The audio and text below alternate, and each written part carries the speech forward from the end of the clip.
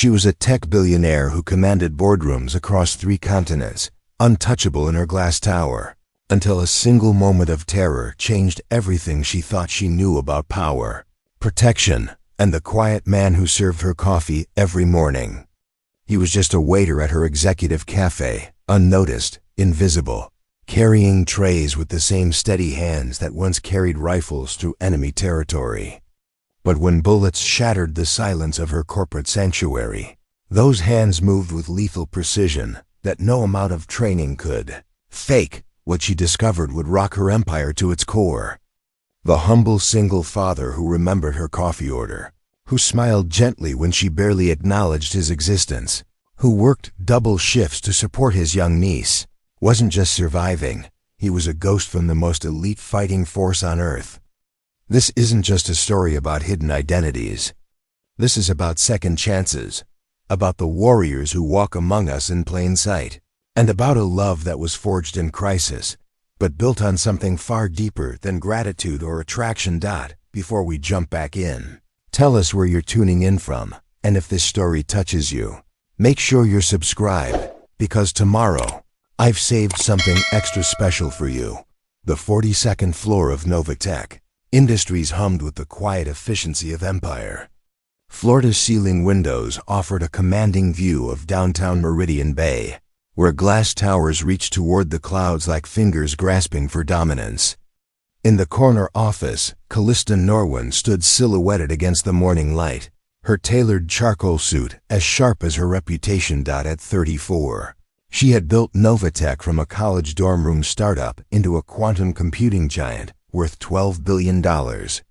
Tech magazines called her the Algorithm Queen. Forbes featured her on 3 consecutive covers.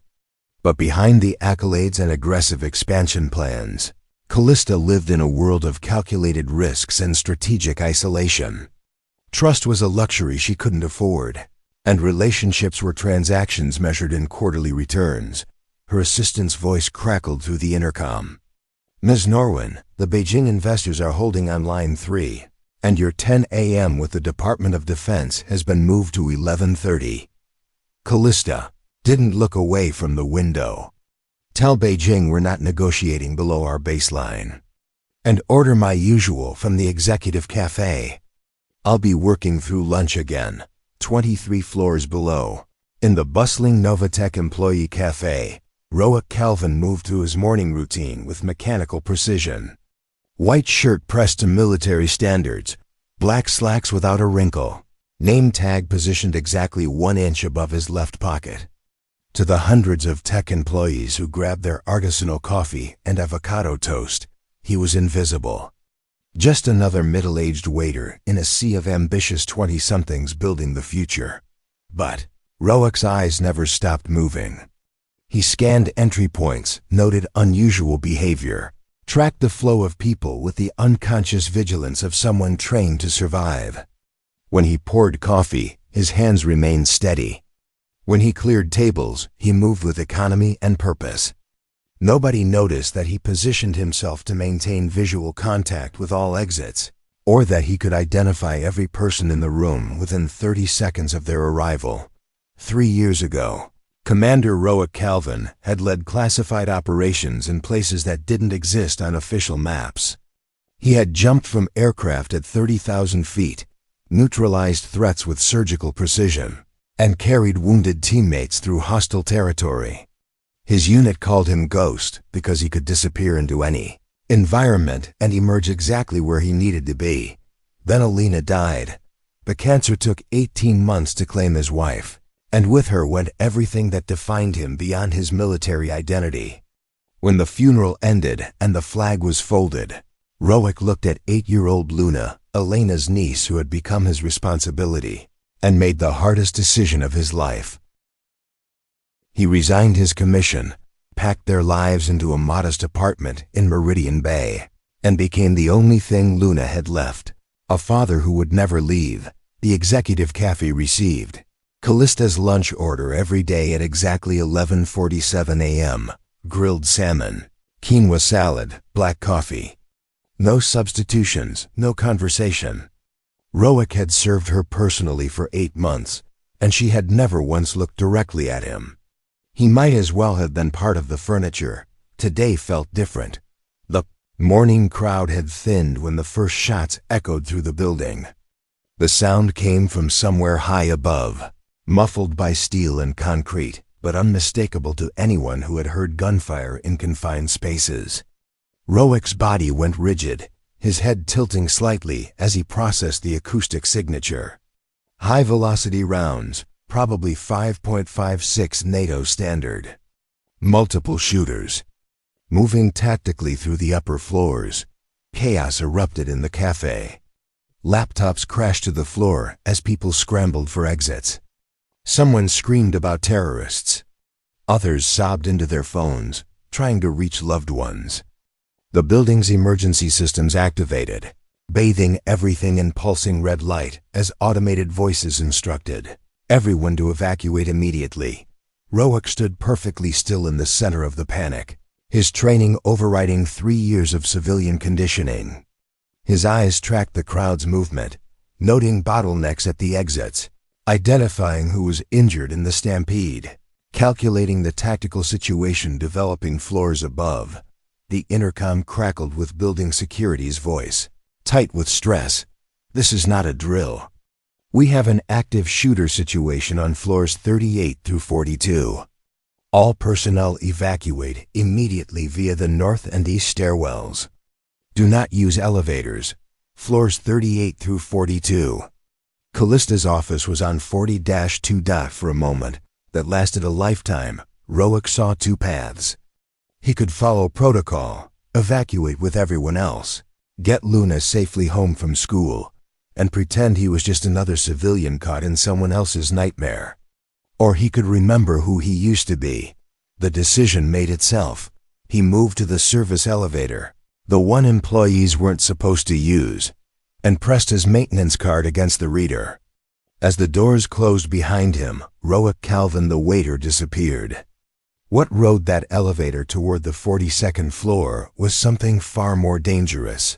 A ghost with a mission and nothing left to lose. In her corner office, Callista heard the gunfire getting closer.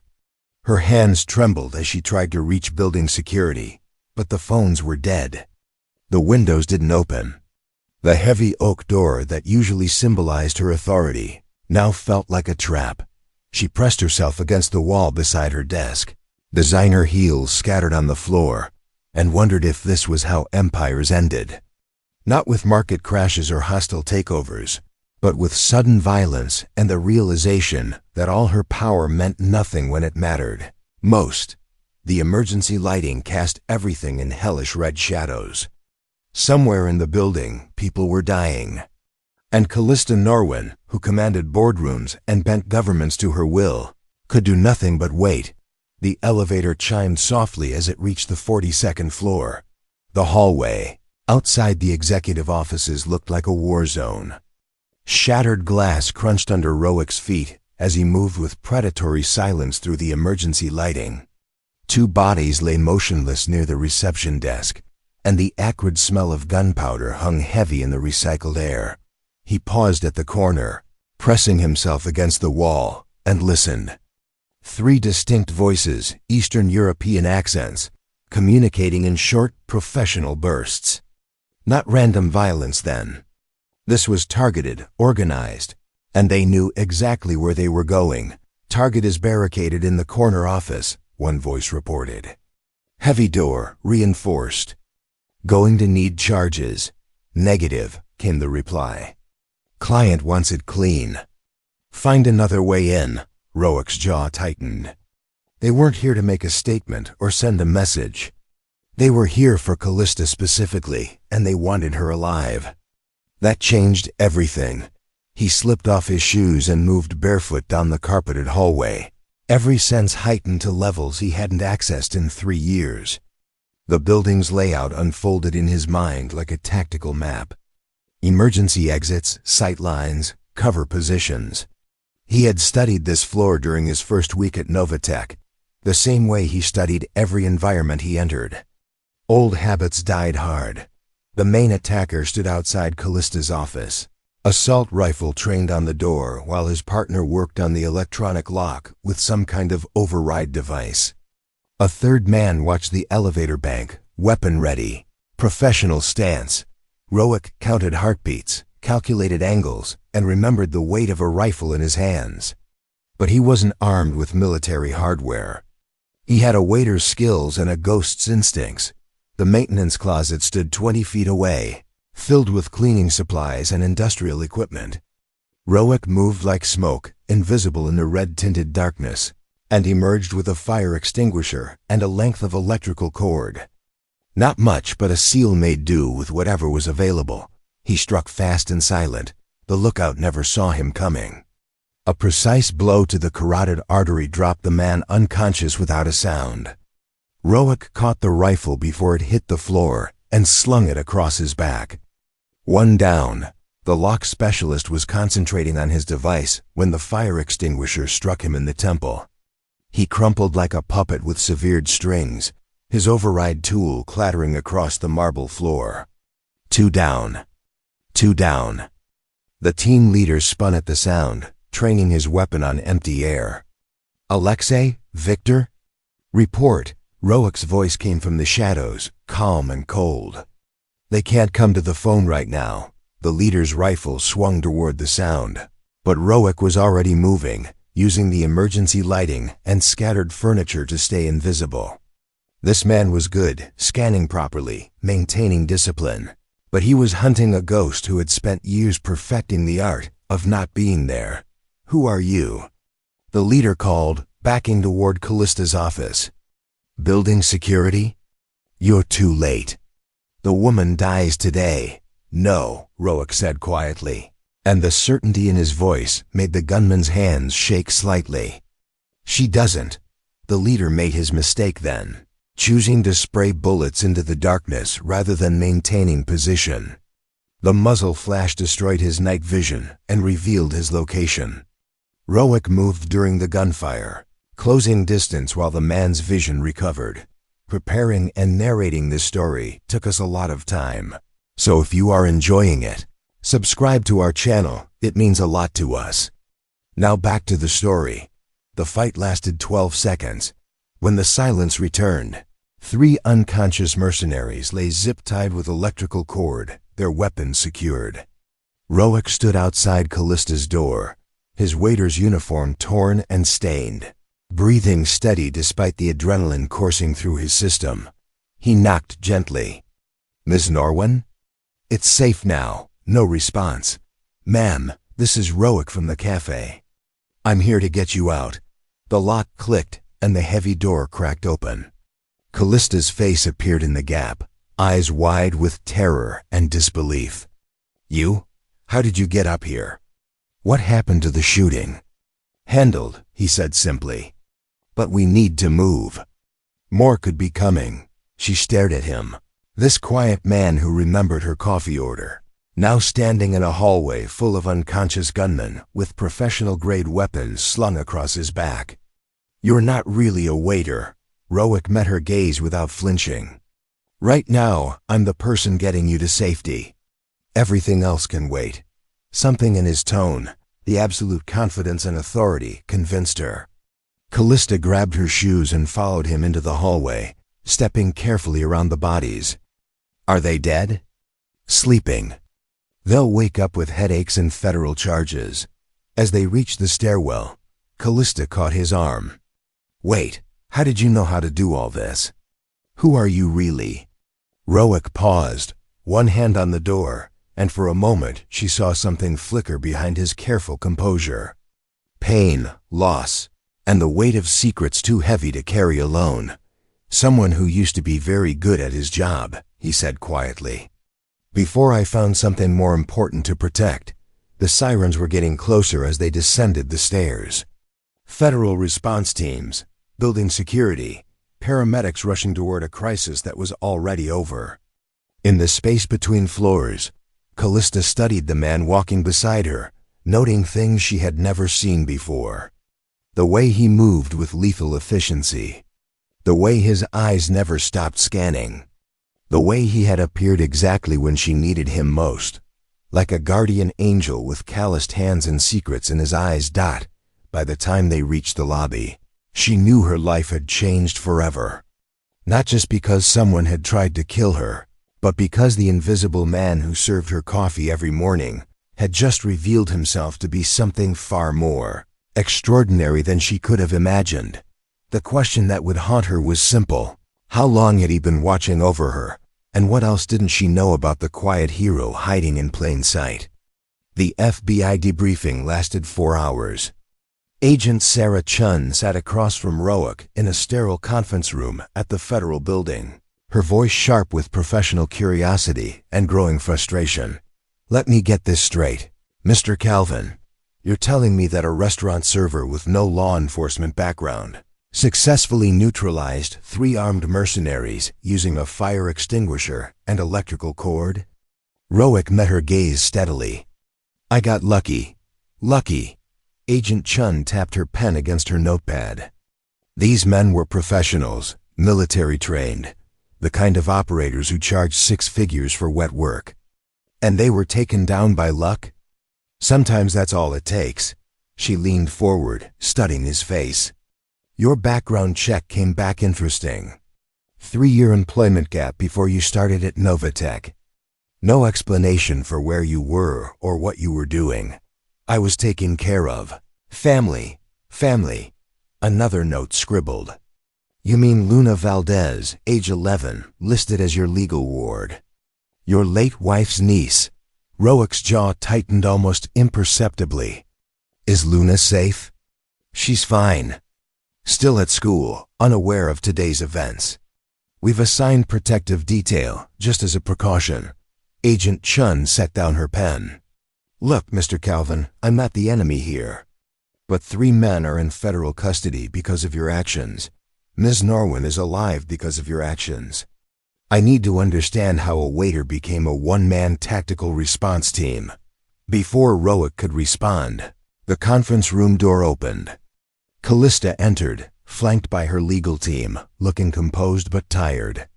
She had changed from her torn business suit into dark jeans and a simple sweater, and somehow the casual clothes made her seem more human, less like the corporate icon he had served coffee to for 8 months. Agent Chun. I need to speak with Mr. Calvin privately. The FBI agent looked between them, clearly reluctant. Ma'am, this is an ongoing federal investigation, and Mr. Calvin is the victim of attempted murder. I have the right to thank the man who saved my life. Callista's tone brooked no argument. 5 minutes. Agent Chun gathered her files with obvious irritation. 5 minutes. Then we finish this conversation. When they were alone, Callista sat across from Roic, studying his face in the harsh fluorescent light. Up close, she could see details that had escaped her during 8 months of casual interaction. The scar along his left temple, almost hidden by his hairline. The way he held his shoulders, alert and ready despite the exhaustion in his eyes. The calluses on his hands that had nothing to do with carrying serving trays. Who are you? She asked quietly. I told you. I'm the person who serves your lunch. Don't. Her voice carried an edge of command. I've built a $12 billion company by reading people. You moved through that hallway like you owned it. You neutralized trained killers like you'd done it 100 times before. And when I asked for help, you appeared exactly when I needed you. That's not luck. Roic was quiet for a long moment. Then he pulled out his phone and showed her a photo. A young girl with dark hair and bright eyes, grinning at the camera while holding a science fair trophy. This is Luna. She's 11. Smart as hell, terrible at remembering to brush her teeth, and the most important person in my world. His voice softened as he looked at the picture. Her mother was my wife. Elena died 3 years ago. Cancer. Callista's expression shifted, the corporate mask slipping to reveal genuine sympathy. I'm sorry. Elena made me promise to take care of Luna, not just financially, but really take care of her. Be present. Be the father she never had. Roic put the phone away. So I gave up my old life and became someone who could keep that promise. What was your old life? He met her eyes. The kind that required me to be very good at things I never want Luna to know about. Understanding dawned slowly. Military, something like that. Callista leaned back in her chair, processing. How long have you been working at Novatech? 8 months, 2 weeks, 3 days. The precision of his answer surprised her. You've been counting. I count everything. It's a habit. Roick's smile was slight but genuine. Luna thinks I'm obsessive. She's probably right. Tell me about her. The question seemed to catch him off guard. For the first time since she'd known him, Roick's carefully controlled expression relaxed completely. She wants to be a marine biologist. Says she's going to save the whales and also invent a robot that cleans the ocean. She's in 6th grade but reads at a college level. Last week she corrected her math teacher's calculus. Pride filled his voice. She makes me pancakes on Sunday mornings, even though she's terrible at it. Burns them every time. I eat them anyway because she tries so hard to take care of me. She takes care of you? Elena told her I was sad about losing my job. Luna decided it was her responsibility to cheer me up. Roick's voice grew quiet. Every morning she leaves me a note in my lunch. Usually something about how I'm the best dad in the world, or how proud she is that I help feed people. She doesn't know what I used to do, but she knows what I do now matters. Callista felt something shift in her chest. She thinks being a waiter is important work. She thinks I'm important. That's enough. The silence stretched between them, comfortable now rather than tense.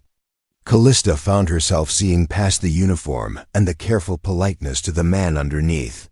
Someone who had given up everything to honor a promise. Someone who measured his worth not in accomplishments or recognition, but in bedtime stories and burned pancakes and handwritten lunch notes. The men who attacked today, she said finally. They weren't random. No, they were there for you specifically, which means they might try again. Roick nodded. Probably. I can afford the best security money can buy. Former Secret Service, FBI, military contractors with impressive resumes and 7-figure retainers. That would be smart. And figure retainers. That would be smart. Callista leaned forward. Or I could hire someone who's already proven he can protect me. Someone who knows the building, understands the threats, and has a track record of success. Ms. Norwin, I want to offer you a position as head of my personal security.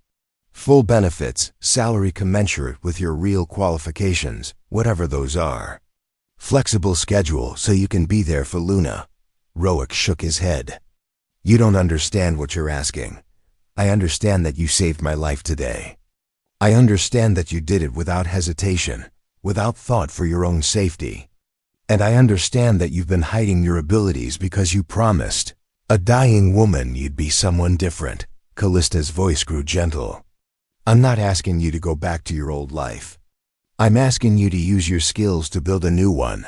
The conference room door opened and Agent Chun returned, looking impatient. Time's up. As Roick stood to leave, Callista touched his arm gently. Think about it. Luna deserves a father who doesn't have to pretend to be less than he is. That evening, in the modest apartment he shared with Luna, Roick sat at the kitchen table helping with homework. Luna chewed on her pencil eraser while working through advanced algebra problems that would challenge most high school students. Dad, why were you late picking me up today? Work ran long, sorry. She studied his face with the piercing insight of an 11-year-old who had learned to read adults for survival. You look different. Different how? Less sad. Like you remembered something good. Luna set down her pencil. Did something happen at work? Roick thought about Callista's offer, about the chance to stop pretending, about the possibility that Luna might be proud of him for more than just serving coffee with a smile. Maybe, he said quietly. Maybe something good happened today. Luna grinned and went back to her homework, satisfied with his answer. But as Roick watched her work, he wondered if he was ready to step out of the shadows and back into the light. And whether a billionaire CEO understood what she was really asking of a ghost who had Learn to find peace in invisibility. The next morning brought autumn rain to Meridian Bay, the kind that turned the city's glass towers into watercolor paintings and made the Novatech Cafe feel like a sanctuary from the storm. Rowick moved through his routine coffee brewing, tables wiped, napkin dispensers filled, but his mind was elsewhere. Luna had insisted on making his lunch that morning, proudly presenting a peanut butter and jelly sandwich cut into the shape of a star, along with apple slices arranged to spell hero in his lunchbox. When he asked why, she just shrugged and said, "It felt right." If only she knew. The cafe was quieter than usual. News of yesterday's attack had leaked despite Novatech's attempts at damage control, and many employees were working from home. Those who came in spoke in hushed voices and cast nervous glances at the windows, as if expecting masked gunmen to rappel down the glass at any moment. Rowick was restocking the pastry case when she appeared. Callista stood at the cafe entrance, not in her usual power suit, but in jeans and a gray sweater that made her look younger, more approachable. Her hair was pulled back in a simple ponytail, and she carried a large coffee cup from a competing cafe across the street. She approached his counter with a slight smile. "Is this where I order the terrible coffee, or do I need to wait for table service?" "Counter service is fine." Rowick straightened, suddenly aware of how different she looked outside her executive persona. "Although I should point out that our coffee isn't actually terrible. Prove it." He poured her usual. "Order black coffee, no sugar," but this time he paid attention to the details. Water temperature exactly 200 degrees. Ethiopian beans ground to the perfect consistency. A pour technique that created a subtle layer of crema without being pretentious about it. Callista took a sip and raised an eyebrow. "This is significantly better than yesterday's coffee. Yesterday, I was making coffee for a customer.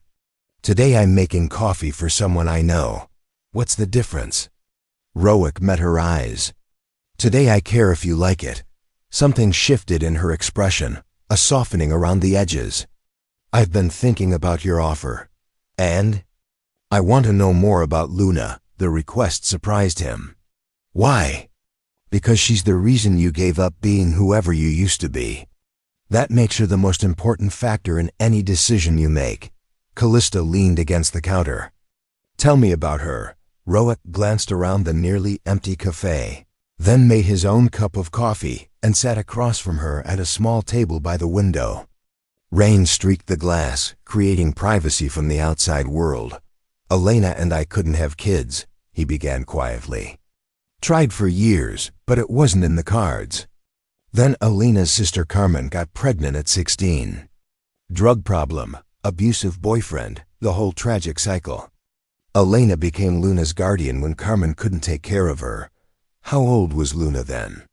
3. Scared, angry, didn't trust anyone. Carmen would disappear for weeks at a time, leaving Luna with whoever would take her. Elena spent 2 years in family court fighting for permanent custody." Callista sipped her coffee, listening intently. "When I met Elena, Luna was 5. This tiny, fierce little person who had decided that adults were unreliable and love was temporary." Rowick's voice grew warm with memory. "Elena was determined to prove her wrong. She read every parenting book, took Luna to therapy, created routines and traditions to build security. Slowly, Luna started to believe that home could be permanent. Then Elena got sick. Stage 4 pancreatic cancer. 18 months from diagnosis to death." Rowick's hands tightened around his coffee cup. Elena was terrified that Luna would go back to the system, or worse, end up with Carmen again. "The day before Elena died, she made me promise that Luna would never feel abandoned again. So you left the military. I left everything. My team, my career, my identity. Became a civilian overnight because Luna needed a father, not a soldier." Callista studied his profile as he stared out at the rain. "What was it like?" "The transition? Hard. I went from leading classified operations to learning how to braid hair and pack school lunches. From making life or death decisions to arguing with 11-year-olds about bedtime. Some days I felt like I was failing at everything, but you stayed. Luna needed consistency. Someone who wouldn't leave, no matter what. Roic turned back to her. The first year was brutal. She tested every boundary, pushed every limit, waiting for me to prove that I was just another adult who would eventually disappear. I had to show up every single day, keep every single promise, no matter how small. When did it change? Roic smiled, the first genuinely happy expression Callista had ever seen from him. Last spring, Luna had a science fair project about ocean conservation. She worked on it for weeks, staying up late to perfect her research. The night before the fair, she came into the living room where I was reading and just climbed into my lap. What did she say? Nothing at first. Then she said, "Dad, I know you gave up important things to take care of me." I started to deny it, but she put her hand over my mouth. "I just wanted you to know that I'm going to do important things too, so it wasn't wasted." Callista felt her throat tighten unexpectedly. "She called you Dad. First time." I cried like a baby.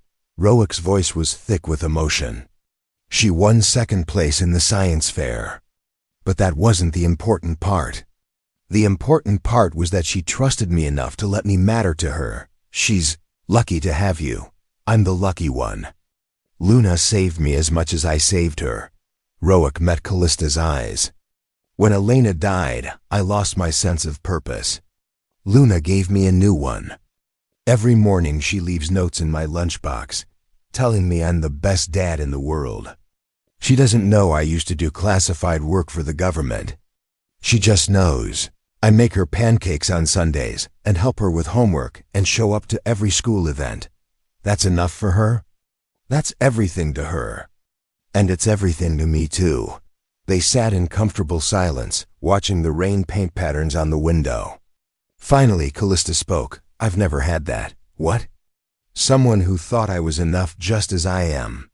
My parents loved my achievements. Investors love my profit margins. The media loves my success story. But nobody has ever loved me for making pancakes or showing up or just being present." Roic studied her face. Seeing vulnerability she rarely let show. "That sounds lonely." "It is." Callista's smile was rueful. "I've spent my entire adult life building an empire, but I've never built a home. I can command a boardroom, but I can't braid hair or pack school lunches or leave encouraging notes in someone's lunch box. Those aren't skills you're born with. They're things you learn by caring enough to try. Is that what Elena taught you?"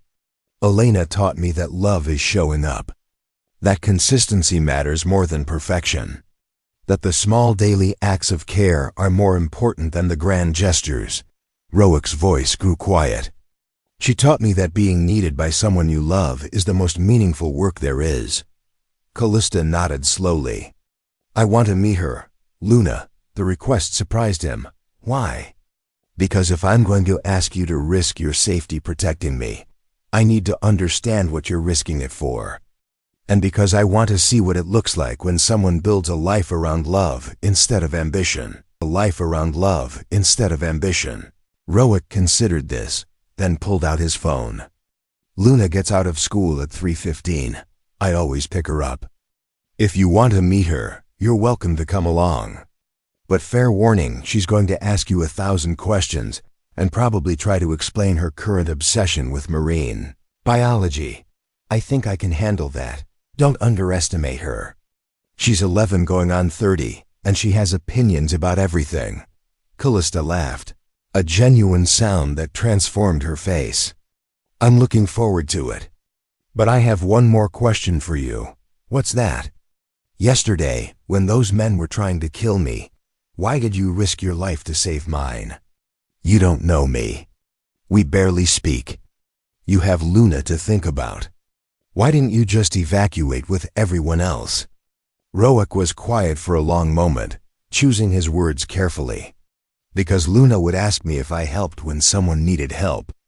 And I want to be able to look her in the eye when I answer that question.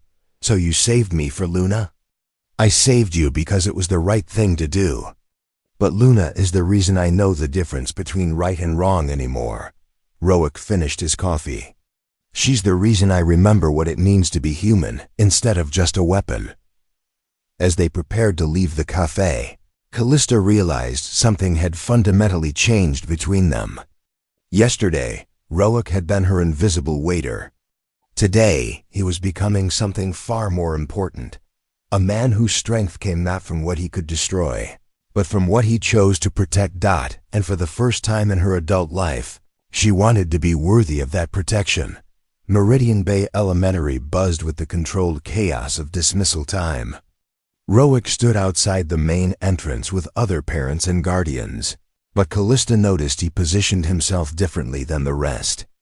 Where others clustered and chatted, he maintained clear sightlines to the parking lot and street, his eyes constantly scanning for potential threats. You never really stop, do you? She observed. Stop what? Being a soldier. Assessing threats, planning escape routes, staying alert. Roic's smile was slight but genuine. Old habits. Elena used to tease me about it. Called it my guardian angel complex. The school doors burst open and children poured out like water through a broken dam. Luna appeared in the crowd, backpack bouncing, dark hair escaping from its morning braids. She spotted Roic immediately and broke into a run. Dad, you're early. She threw her arms around his waist, then noticed Callista standing nearby. Oh, hi. Luna, I'd like you to meet someone. This is Ms. Norwin. She works at the building where I work. Luna studied Callista with the frank curiosity of a child unencumbered by adult social conventions. You're really tall. And pretty. Are you Dad's boss? Callista glanced at Roic, uncertain how to answer. I suppose you could say that. Cool. Dad, can we get ice cream? Please? I got an A on my marine biology presentation. You got an A on everything. Getting an A isn't special anymore. Luna's eyes sparkled with mischief. But Ms. Norwin is here, so you have to be extra nice to me. Roic laughed, a sound Callista realized she'd never heard before. That's not how that works, kiddo. Worth a try. Luna turned to Callista. Do you like ice cream? I haven't had ice cream in probably 5 years. Luna's expression shifted to one of horrified sympathy. That's so sad. Dad, we have to fix this immediately. 20 minutes later, they sat in a booth at Scoops, a family-owned ice cream parlor that had somehow survived the gentrification of downtown Meridian Bay. Luna had ordered something called Ocean Swirl with blue ice cream, gummy fish, and enough whipped cream to feed a small country. Callista had chosen vanilla, prompting Luna to declare it the saddest flavor choice possible. So what do you do at Dad's building? Luna asked, attacking her ice cream with scientific precision. I run the company that owns the building. Luna's spoon paused halfway to her mouth. You're the boss of Dad's boss? Something like that. Wow, Dad, she's like super important. Luna turned back to Callista. Do you know that Dad makes the best coffee in the whole building? Everyone says so. Well, I don't drink coffee because I'm 11, but if I did drink coffee, I bet Dad's would be the best. I can confirm that your dad makes excellent coffee. He makes excellent everything. Pancakes, sandwiches, hot chocolate with tiny marshmallows. Luna's pride in Roic was unmistakable. He also helps me with math homework, even though I'm better at math than he is. I heard you're interested in marine biology. Luna's eyes lit up. I want to study whale communication patterns and design underwater habitats that don't disturb ocean ecosystems. Did you know that humpback whales have distinct regional dialects, just like humans? Callista found herself genuinely engaged. I didn't know that. Most people don't. That's why the oceans need better protection. Luna launched into an enthusiastic explanation of marine conservation that demonstrated both extensive knowledge and passionate commitment. As Luna talked, Callista watched Roic's face. His attention never wavered from his adopted daughter, as if her words were the most important thing in the world.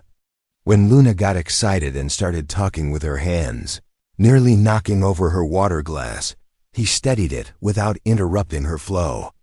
When she struggled to find the right word to explain a complex concept, he waited patiently, never rushing or finishing her sentences. "Dad used to work somewhere important before he came to take care of me," Luna said suddenly, changing topics with the nonlinear logic of childhood.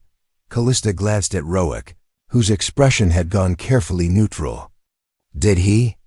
"Yeah, he won't tell me where, but I know it was important because sometimes he gets sad and distant, like he misses it. But then I hug him and he gets happy again." "Luna," Roic said quietly. "What?"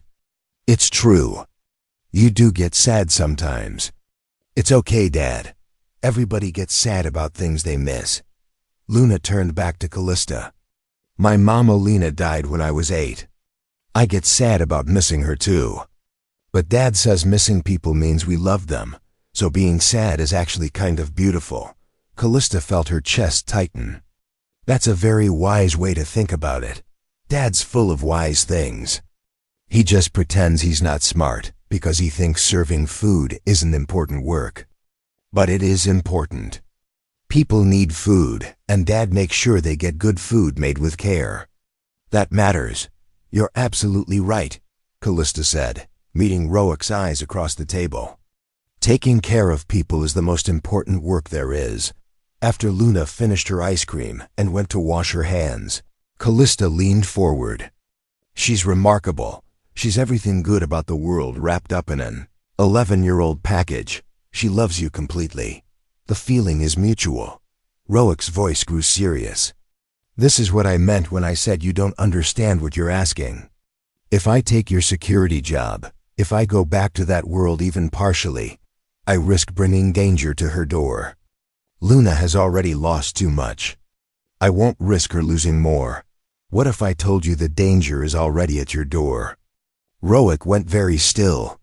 "What do you mean?" Callista pulled out her phone and showed him a news article. The headline read, "Novatech Hero Identified. Former Military Specialist Saves CEO." Below was a grainy photo of Roic in the hallway, taken from building security footage. "My PR team tried to keep your name out of the media, but someone leaked it. By tonight, your face will be on every news channel in the country." Roic's jaw tightened as he read the article. "They don't know details about my background yet, but they will.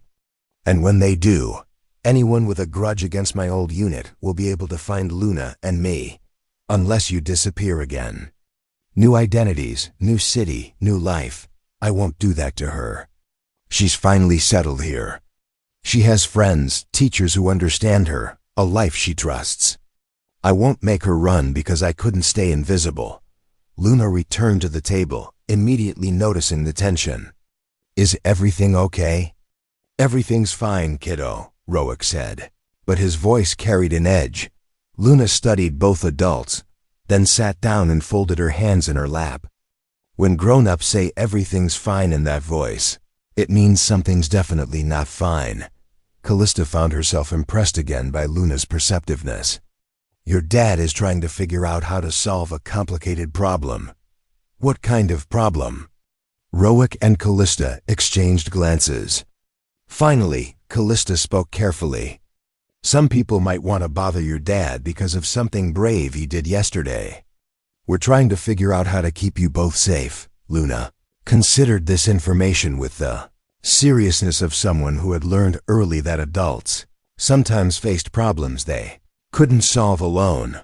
"Dad," she said finally, "remember when I was scared to start 6th grade because the kids might be mean about me not having a mom? I remember, and you told me that running away from problems doesn't make them disappear, it just makes them follow you. And that the best way to handle scary things is to face them with people who care about you." Roic's throat worked silently. "Maybe," Luna continued, "Ms. Norwin is someone who cares about you. And maybe instead of hiding from the problem, you should work together to fix it." Out of the mouths of babes, Callista thought. This 11-year-old had just articulated the solution that two successful adults had been dancing around for days. "What do you think we should do?" Rowick asked his daughter. Luna looked between them, then smiled with the confidence of someone who had absolute faith in the adults she trusted. "I think you should be the hero dad you've always been, just in a different way. And I think Ms. Norwin should help you, because that's what friends do." As they left the ice cream parlor, Callista realized that Luna had just given her something she'd never expected.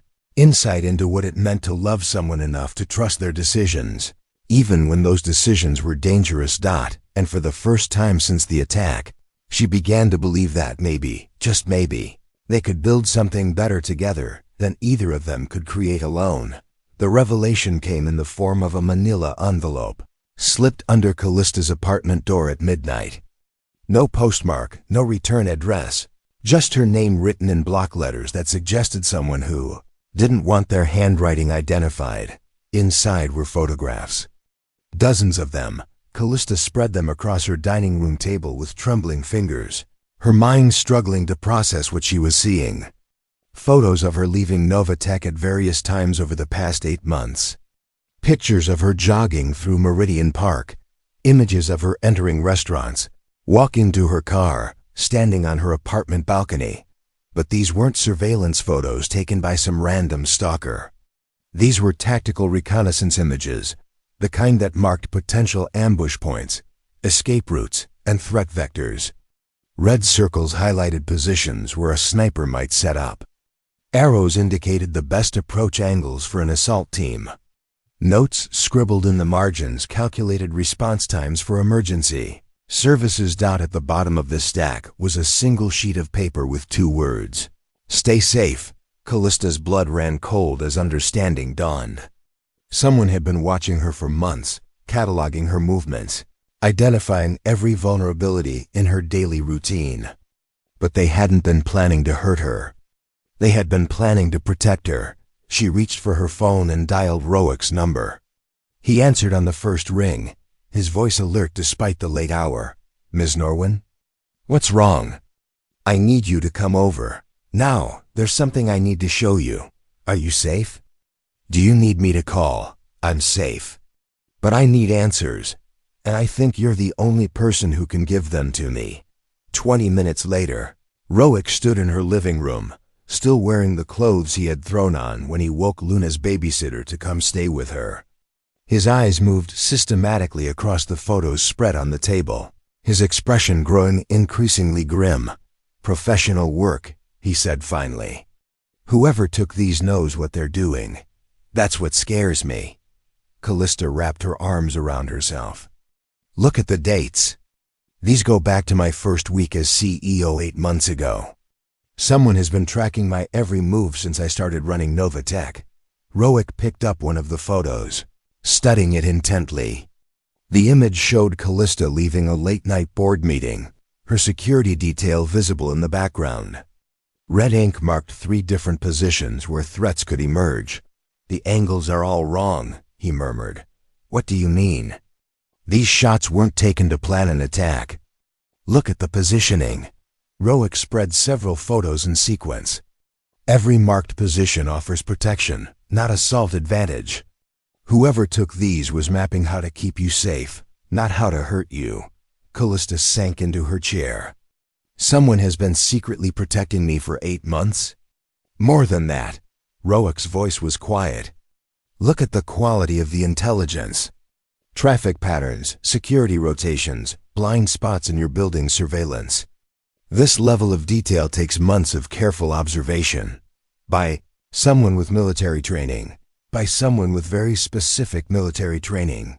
Rowick set down the photos and looked directly at her. "Ms. Norwin, I need to tell you something. But first, I need to know if you're prepared to hear it. After today, I think I'm prepared for anything." Rowick sat across from her, his hands clasped tightly. "The attack yesterday wasn't the first time someone tried to hurt you." The words hit her like a physical blow. "What? 3 months ago, a man approached your apartment building. Former Spetsnaz, carrying enough C4 to level half the block. He never made it past the parking garage. Why didn't I hear about this? Because he was neutralized before he became a threat. Quietly, cleanly. No police report. No media attention. No reason for you to know. Callista's mind raced. How do you know about this? Because I was the one who stopped him. The silence stretched between them like a chasm. Callista stared at Roic, seeing him clearly for perhaps the first time. Not just the quiet waiter who served her coffee, not just the protective man who had saved her life. Someone who had been guarding her from shadows for months without her knowledge. How long? She whispered. Since the day I started working at Novatech. Why? Roic was quiet for a long moment, choosing his words carefully. Do you remember the Blackwater Institute? The name hit her like a lightning bolt. Callista's hand flew to her throat, where a thin scar ran just below her collar line. A scar she had carried for 15 years and tried to forget. You know about Boston, she said, her voice barely audible. I know that 15 years ago, a 20-year-old MIT student named Callista Norwin was taken hostage during a terrorist attack on a tech conference at the Blackwater Institute. I know that she spent 6 hours in that building while a SEAL team worked to extract the COFA hostages. Callista's breathing had become shallow. The memories she had buried came flooding back with crystalline clarity. The sound of gunfire. The smell of smoke. The feeling of utter helplessness as armed men held her and dozen other students at gunpoint. I was part of that extraction team, Roic said gently. Team leader was Lieutenant Commander David Chun. Our sniper was Petty Officer Marcus Webb. Our demolitions expert was Petty Officer Elena Vasquez. Elena. Callista's eyes widened. Your wife was part of the rescue? Elena saved your life that day.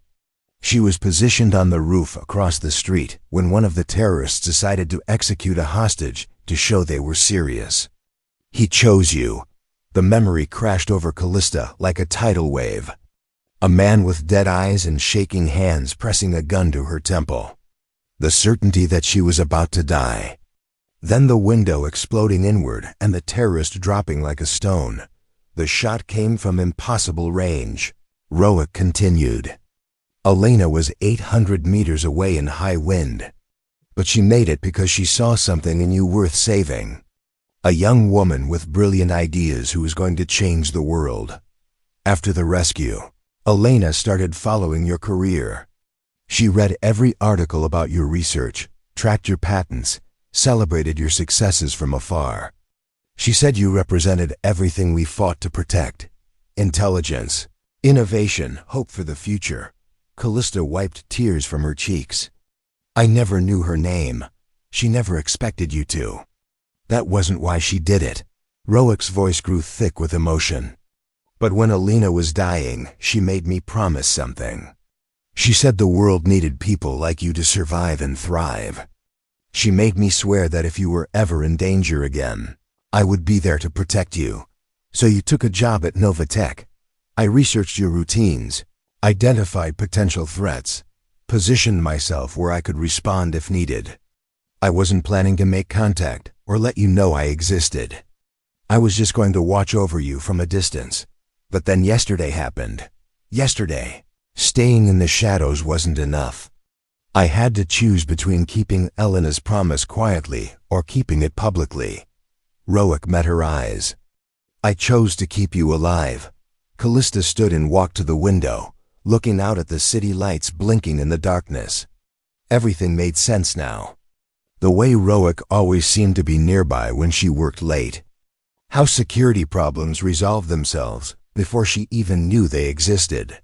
The feeling she had sometimes of being watched over by someone who cared. The photos, she said suddenly, turning back to him. You took them. I needed to understand every aspect of your security situation. Map potential threats, identify vulnerabilities, plan contingencies. You've been protecting me for 8 months. I've been trying to honor Elena's memory and keep a promise to a dying woman. Roic's voice broke slightly. But somewhere along the way, it became about more than duty. What do you mean? I mean watching you build something extraordinary.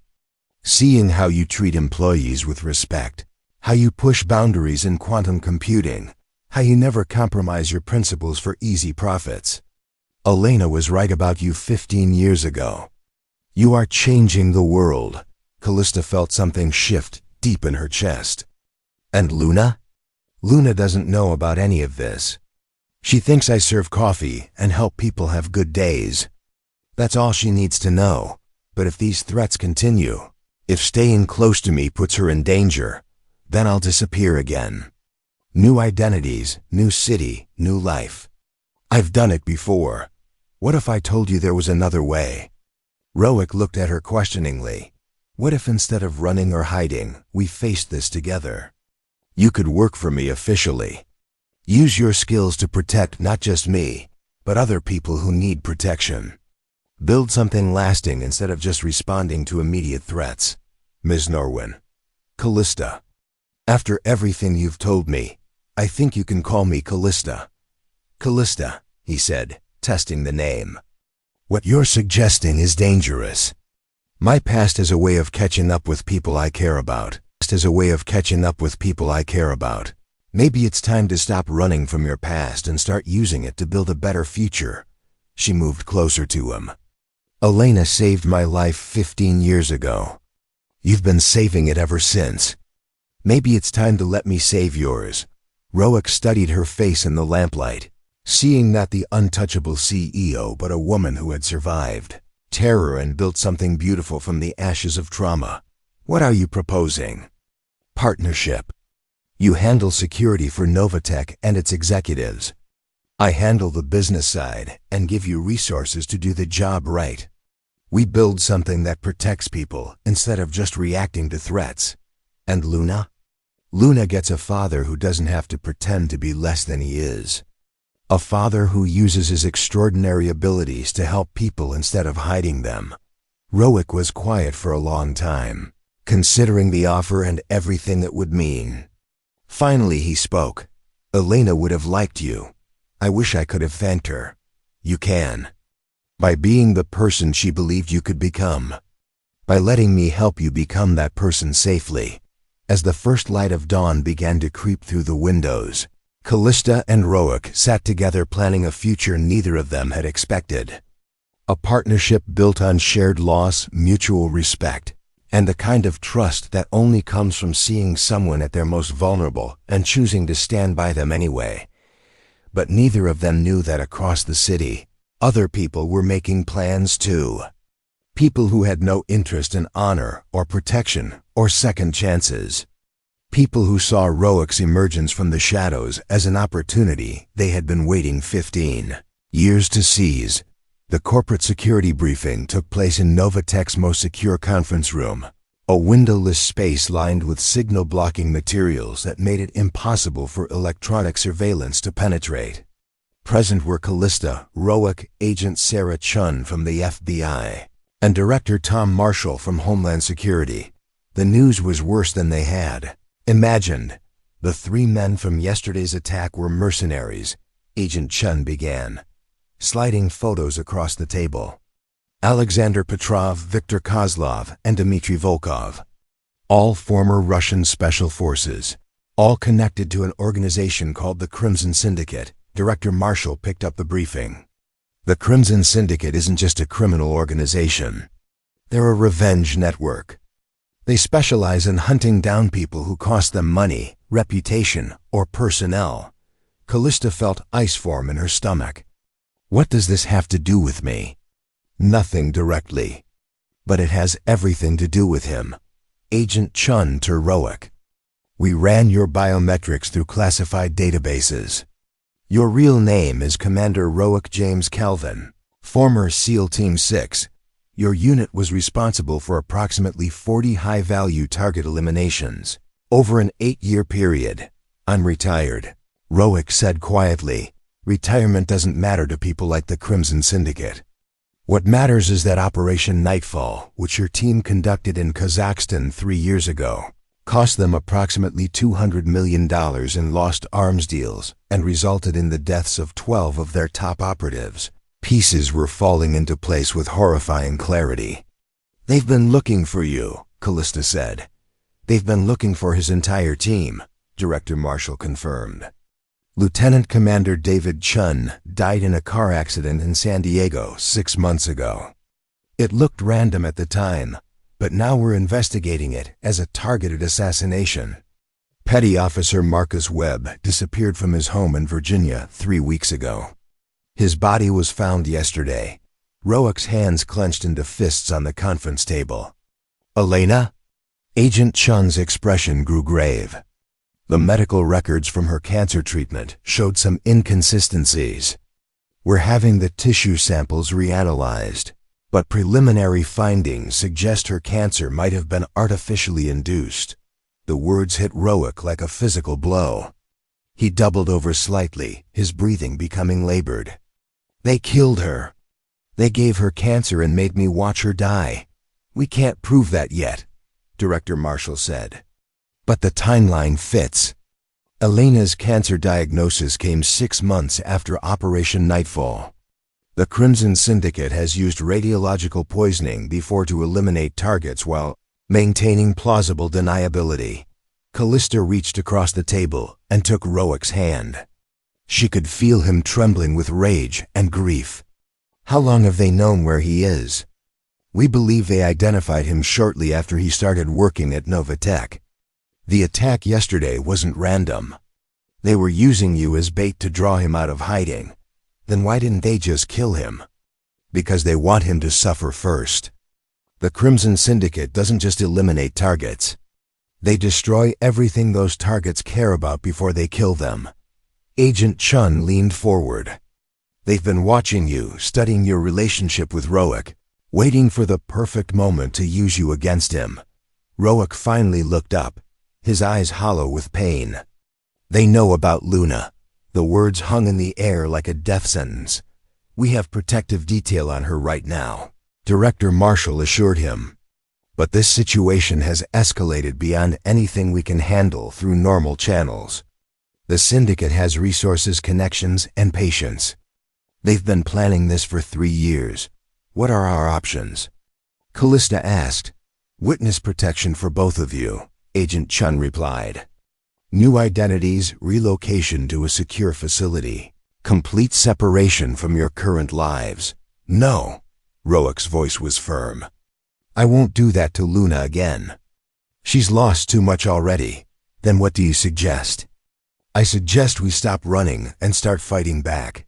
Agent Chun and Director Marshall exchanged glances. "Commander Calvin, with all due respect, you're one man against a multinational criminal organization. They have unlimited resources and no moral constraints.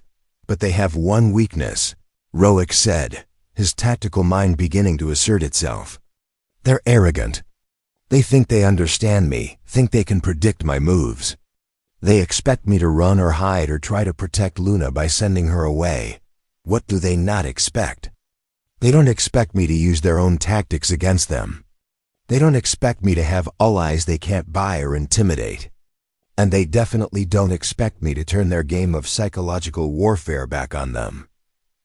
Callista studied his face, seeing the transformation from grieving man to strategic commander. "What do you need?" "I need resources. Intelligence networks, technical support, legal cover for actions that might bend some rules. I need to become someone they're not prepared to fight." "Done." Agent Chun looked alarmed. "Ms. Norwin, you can't seriously be considering taking on the Crimson Syndicate with private resources." "Why not?" "They're using Luna and me as weapons against Rowick. It's time we stopped being victims and started being allies." Director Marshall shook his head. "This isn't corporate warfare. These people kill without hesitation or remorse. Then it's a good thing we have someone who knows how to speak their language," Callista replied. Squeezing Rowick's hand, the meeting ended with reluctant agreement from the federal agents to provide intelligence support while maintaining plausible deniability for any actions That might occur outside normal legal channels. As they prepared to leave, Agent Chun pulled Roic aside. "Commander, are you sure about this?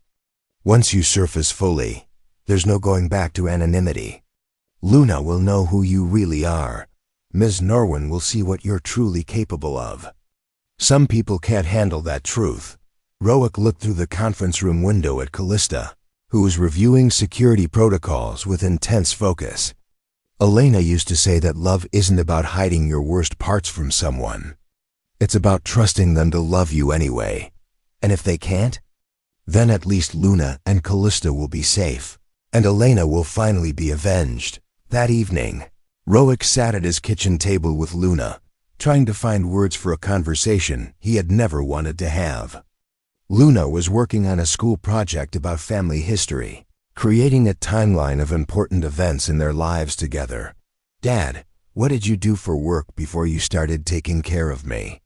The question was innocent, but it cut through him like a blade. How do you tell an 11-year-old that you used to kill people for a living? How do you explain classified operations and moral ambiguity to someone whose biggest ethical dilemma involves whether to tell her teacher that another student was cheating? "I worked for the government," he said carefully. "Doing what?" "Protecting people." Luna looked up from her project. "Like police?" "Something like that. Were you good at it?" "I was very good at it." "Is that why Ms. Norwin wants you to work for her? Because you're good at protecting people?" Roic studied his daughter's face, seeing Elena's intelligence reflected in her dark eyes. "Luna, how would you feel if you found out that someone you loved had a secret? Something important that they never told you?" "What kind of secret?" "The kind that might change how you think about them." Luna set down her colored pencils and considered the question with the seriousness she brought to all important matters. "I guess it would depend on why they kept the secret. Were they trying to protect someone, or were they trying to hurt someone?" "Protect. Then I think secrets are okay sometimes. Like how I never told you that I broke Mom, Elena's favorite mug, and glued it back together because I didn't want you to be sad." Luna smiled. "Some secrets are about love." Roic felt his throat tighten. "What if this secret was really big? Something that might make you scared or upset. Something that might make you scared or upset. Dad, do you remember what you told me when I was afraid of starting 6th grade? What did I tell you? You said that love isn't about never being scared. It's about being scared and choosing to trust someone anyway." Luna reached across the table and took his hand. "Whatever your secret is, I'm choosing to trust you." Later that night, after Luna had gone to bed, Roic called Callista. "How did it go?" she asked. "She says she trusts me no matter what." "Smart girl." "Callista, what we discussed today, what we're planning, it's going to get dangerous. Really dangerous. If you want to change your mind, I'm not changing my mind. Elena saved my life 15 years ago. You've been saving it ever since. Now it's my turn to save yours. This isn't your fight." "Yes, it is. They made it my fight when they decided to use me as bait. They made it Luna's fight when they threatened her. And they made it everyone's fight when they decided that good people should live in fear while criminals operate with impunity." Roic closed his eyes, feeling something he hadn't experienced in years, hope mixed with determination. "Elena would have liked you. I'm going to make sure she would have been proud of what we're about to do." As they ended the call, both of them knew that their lives had reached a point of no return. Tomorrow, the quiet waiter and the corporate CEO would begin transforming into something the Crimson Syndicate wasn't prepared to face, a partnership forged in mutual protection and tempered in the fire of shared purpose. But first, they had to survive what was coming next. The trap was elegant in its simplicity. Roic discovered it at 3:47 a.m. when his phone buzzed with an encrypted message containing a single photograph. Luna, fast asleep in her bed, unaware that someone had been close enough to touch her face while she dreamed. Below the image was a message. Meridian Bay Central Park, playground near the duck pond. 1 hour, Come alone or the girl dies first. Rowick's blood turned to ice as he stared at the phone screen. They had been in his apartment. Past the building security, past the locks he had installed, past every precaution he had taken to keep Luna safe. While he slept 20 feet away, killers had stood over his daughter with cameras and weapons, letting him know that all his skills, all his training, all his vigilance meant nothing when they decided to act. He was already reaching for his tactical gear when the second message arrived. By the way, we have the CEO too. Choose carefully, Commander. The accompanying photo showed Callista bound to a chair in what looked like a warehouse, a gun pressed to her temple by a man Rowick recognized from intelligence files, Anton Kozlov, brother of the mercenary he had killed during the Novatech attack. Rowick sank into his chair, the impossible mathematics of the situation crushing down on him like a physical weight. 2 locations, 2 hostages, 1 choice. Save Luna and lose Callista. Save Callista and lose Luna. Try to save both and probably lose them all. This was the Crimson Syndicate's masterpiece, forcing him to choose between his daughter and the woman he had grown to love. Knowing that either decision would destroy him. His phone rang. Unknown number. Commander Calvin. The voice was smooth, accented, professionally pleasant. My name is Anton Kozlov. I believe you killed my brother yesterday. I remember. Good. Then you understand why we're having this conversation. You cost me family, so I'm going to cost you family. The only question is which family member you value more. Rowick forced his voice to remain steady. What do you want? I want you to suffer the way I suffered. I want you to understand what it feels like to lose someone you love because of choices you made years ago.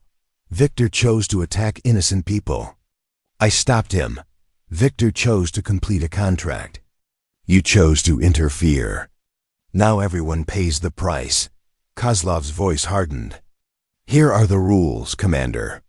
You have 1 hour to reach either the playground or the warehouse.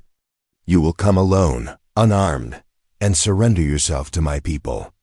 In exchange, 1 hostage lives, and the other dies screaming your name. The line went dead. Rowick sat in his dark apartment, surrounded by the echoes of a normal life he had built for Luna's sake, and faced the choice that would define the rest of his existence. Every instinct, every piece of training, every tactical calculation told him the same thing. There was no scenario where both hostages survived. The locations were too far apart, the timeline too tight, the enemy too prepared. But there was another voice in his head, quieter but no less insistent. Elena's voice from their last conversation, weak but determined as she made him promise to protect not just Luna, but the good people who made the world worth fighting for. He thought about Luna's note from that morning, carefully written on pink paper and slipped into his lunchbox. Dad, I'm proud of you for helping people. Even when it's scary, you do the right thing. I love you. He thought about Callista's words from their ice cream conversation. Taking care of people is the most important work there is. He thought about what Luna had said about love and trust in choosing to face scary things with people who cared about. Then Commander Rowick James Calvin, who had spent 3 years pretending to be someone else, made the decision that would either save everyone he loved or get them all killed. He called Agent Chun. Commander? It's 4 in the morning. What's? They have Luna and Callista. Separate locations, 1 hour timeline, impossible choice. Jesus. Where? Rowick gave her the locations. I need you to mobilize tactical teams to both sites, but keep them back until my signal. No heroics, no premature moves. They'll kill the hostages if they detect federal presence. What's your plan? I'm going to give them what they want, which is me. Agent Chun was quiet for a moment. Commander, if you surrender, they'll torture you for information before they kill you. And they'll still kill the hostages. Not if I make sure they can't. What do you mean? Elena used to say that sometimes you have to break yourself to fix what's important. Rowick was all ready. suiting up in gear he hadn't worn in 3 years. I'm about to test that theory. His next call was to Director Marshall, then to a contact at NSA, then to someone who technically didn't exist, but who owed him 3 favors from operations that officially never happened. By 4:30 a.m., Rowick had assembled resources that would have impressed his old SEAL team: real-time satellite surveillance, electronic warfare capabilities, and tactical support from people who understood that sometimes the rulebook needed to be ignored for the greater good. But even with all that support, success depended on perfect timing, flawless execution, and a level of risk that could only be described as suicidal. At 4:45 a.m., Rowick stood in Luna's doorway, watching her sleep peacefully, unaware that monsters had visited her dreams. He wanted to wake her, to hold her, to tell her how much she meant to him. But disturbing her sleep might alert watchers who could still be monitoring the apartment. Instead, he whispered words she couldn't hear. "I love you, Luna. Everything I've done, everything I'm about to do, it's all for you. Be brave, sweetheart. Daddy's coming to bring you home." At 4:50 a.m., he left a letter on the kitchen table, sealed in an envelope marked, "For Luna, if I don't come back." At 4:55 a.m., he stepped into the pre-dawn darkness of Meridian Bay and began the most important mission of his life. Plan was simple in concept, nearly impossible in execution. Convince the Crimson Syndicate that he was surrendering while actually positioning himself to eliminate threats at both locations simultaneously. He would use their arrogance against them, their certainty that they had anticipated his every move.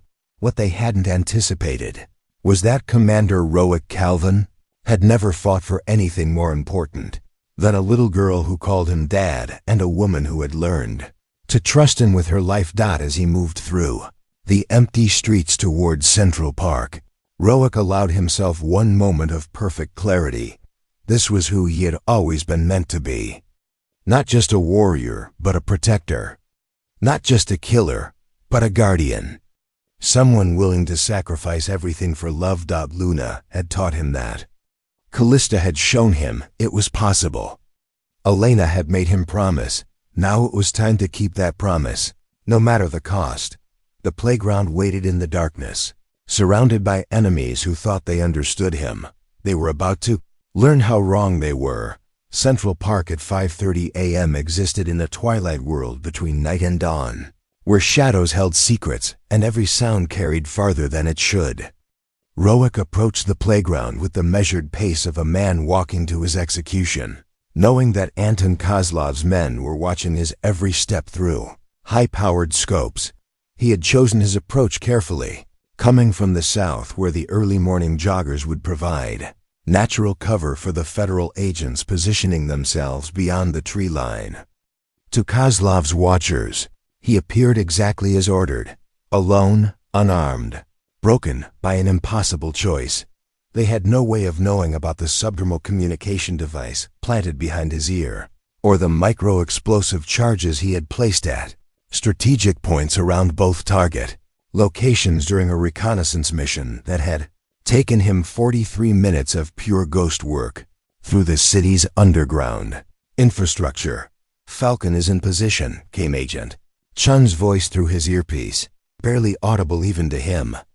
"Tiger Team confirms visual on the warehouse. Both packages are alive.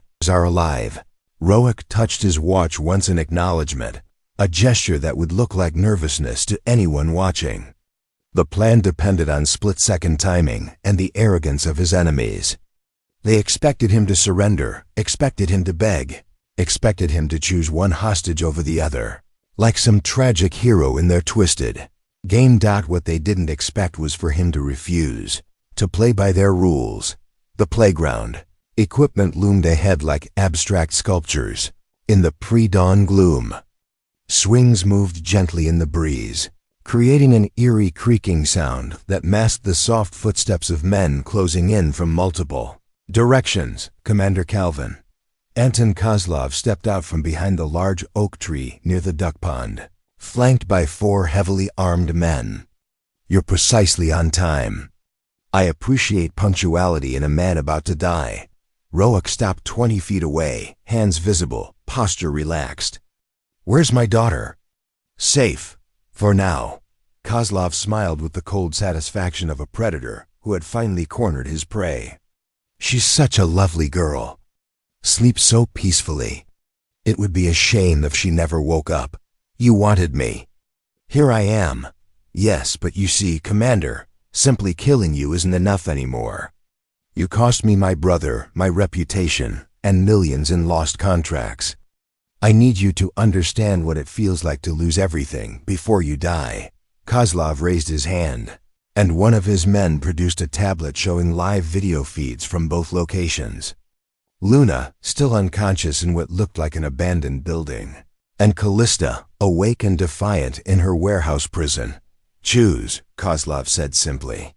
The child or the woman? You have 30 seconds to decide who lives. Roic looked at the screens, seeing the two people who had given his life meaning beyond warfare and death.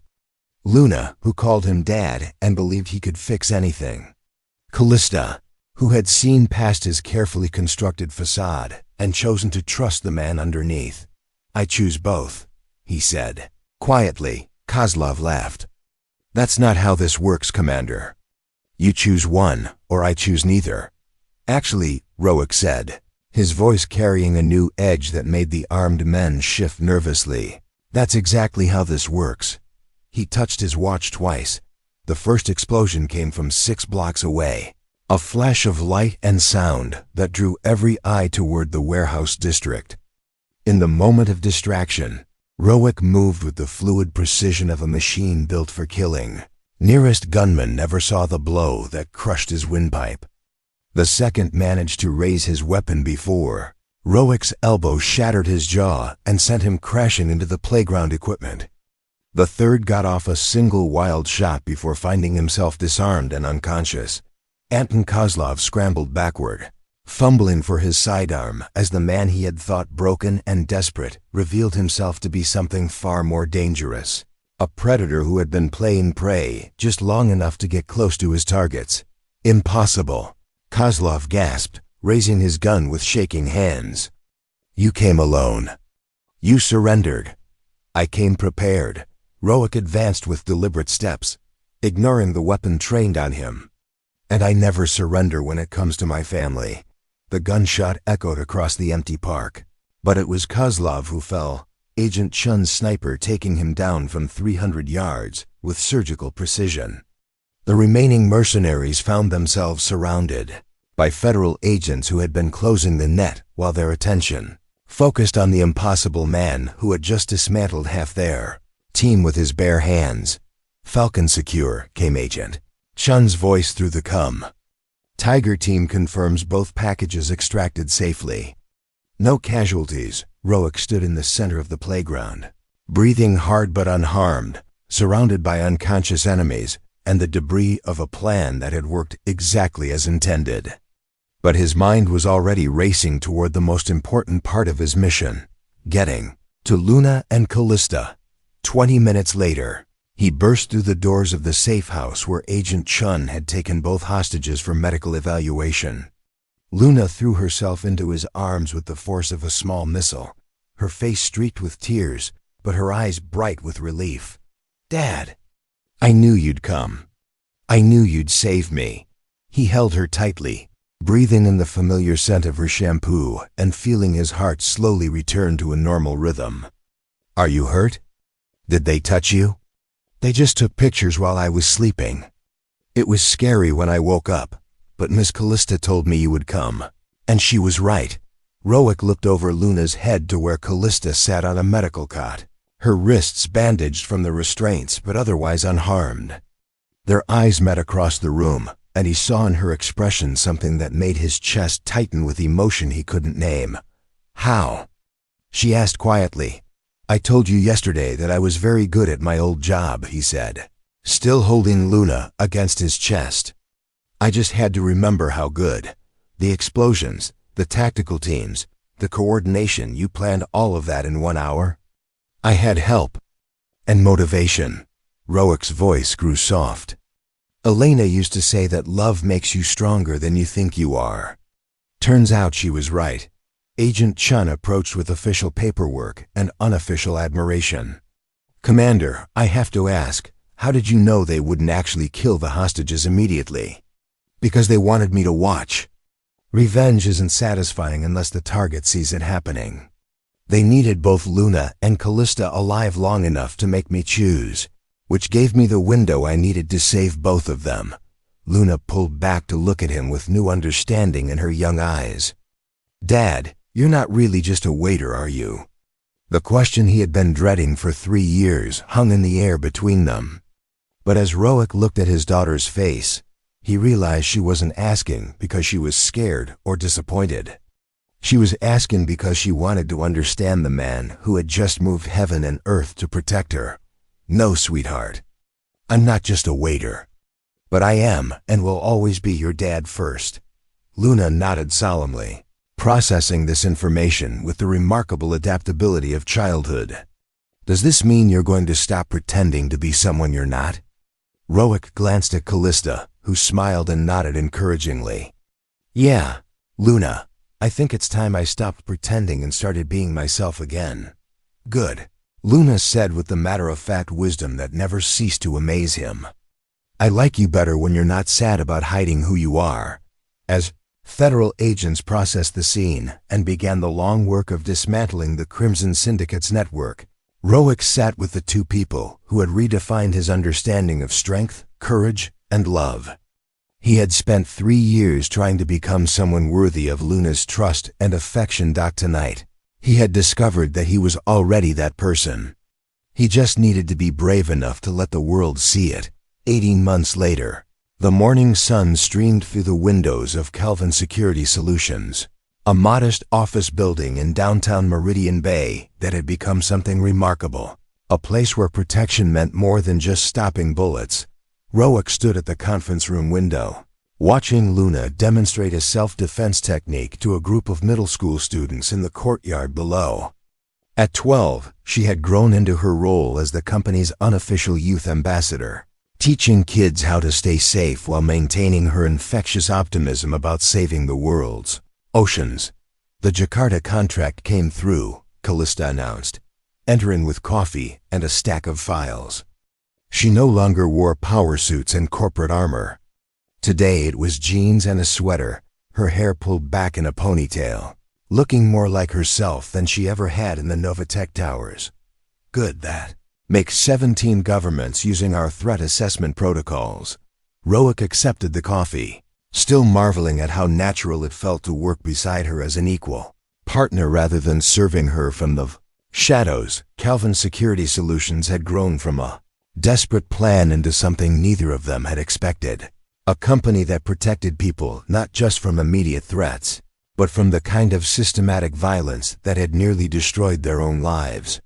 They consulted with governments on counterterrorism, trained corporate executives in personal safety, and provided security for humanitarian organizations working in dangerous regions. But their most important work happened right here in Meridian Bay, where they ran free self-defense classes for at-risk youth, provided safe houses for families fleeing domestic violence, and created support networks for military veterans struggling with civilian transition. "Luna's science fair project won first place," Callista said, settling into the chair beside his desk. Her ocean cleanup robot prototype impressed the judges so much that Marine Biology Institute offered her a summer internship. "She's 12. Apparently, genius doesn't follow age guidelines," Callista smiled. "She asked if you'd be proud of her for following her dreams, even if they're different from yours." Roic's throat tightened with emotion. "What did you tell her?" "I told her that you've always been proudest of her for being exactly who she is." Through the window, they watched Luna help a smaller child practice the escape techniques they had just learned. The sight filled Roic with the kind of peace he had never expected to find after years of violence and loss. "Elena would have loved this," he said quietly. "Would have loved this," he said quietly. "She would have loved seeing you become the man you were always meant to be." Callista took his hand. A gesture that had become as natural as breathing. Not the weapon they made you, not the invisible guardian you tried to be, but the protector who chooses love over fear every single day. We built something good here. We built something that lasts. Something that makes the world safer for people like Luna.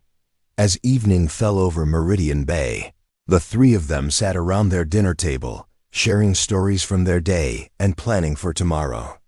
Luna was explaining her latest theory about whale migration patterns, gesturing enthusiastically with a piece of garlic bread, while Callista asked thoughtful questions that encouraged her to dig deeper into her research. Roic listened to their conversation and realized that this was what Elena had really asked him to protect, not just Luna's physical safety, but her ability to grow up in a world where love was stronger than fear, where adults kept their promises, and where being extraordinary meant using your gifts to lift others up. Later, after Luna had gone to bed, Roic and Callista stood on their back porch, watching the city lights twinkle in the distance. "Do you ever miss it?" she asked. "The old life, the anonymity, the simplicity of just serving coffee?" "No," he said without hesitation. "I miss Elena. I miss the teammates we lost. But I don't miss hiding who I am. Even when it's harder this way. Especially because it's harder. Luna taught me that love isn't about taking the easy path. It's about taking the right one." As they stood together in the peaceful darkness, Roic understood that some promises were worth keeping no matter how long it took or how much it cost. Elena had asked him to protect the good in the world. Luna had taught him what that meant. And Callista had shown him that strength shared was stronger than strength hidden. Ghost who had haunted the shadows of Meridian Bay was gone forever. In his place stood a man who had learned that the most important battles were fought not with weapons, but with love, trust, and the courage to be seen exactly as you are. Up next, you've got 2 more standout stories right on your screen. If this one hit the mark, you won't want to pass these up. Just click and check them out. And don't forget to subscribe and turn on the notification bell so you don't miss any upload from us.